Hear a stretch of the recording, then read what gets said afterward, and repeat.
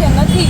માત્ર તમે આ દેખાવો કરો છો, પોલીસને આગળ રાખીને તમારા પોકળ દાવાઓ અને ખોટી ઘૂસપેઠ કરવાની વાત છે, જે અમે એને રિયલાઇઝ કરાવવા માંગીએ છીએ અને માંગણી પણ કરીએ છીએ કે તમે સમાજ માટે અત્યાર સુધી તો કાંઈ કર્યું નથી, પણ તમે શિક્ષણ વ્યવસ્થા આપવામાં, બાળકોને સારા શિક્ષણ આપવામાં તમે નિષ્ફળ નીવડ્યા છો। ત્યારે પટેલ સમાજ જ્યારે સંકુલ બનાવી રહ્યો છે ત્યારે તમે સંકુલમાં 3 કરોડની જે FSI છે માફ કરો।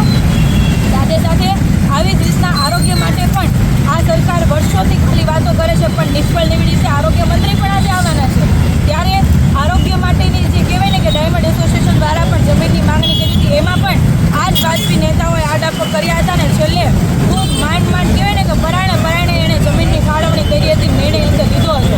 ત્યારે હું તમામ લોકોને પણ આહવાન કરું છું કે આ જે કાર્યક્રમો થઈ રહ્યા છે એમાં સમાજના આડે જે થઈ રહ્યા છે, સમાજના નામનો જે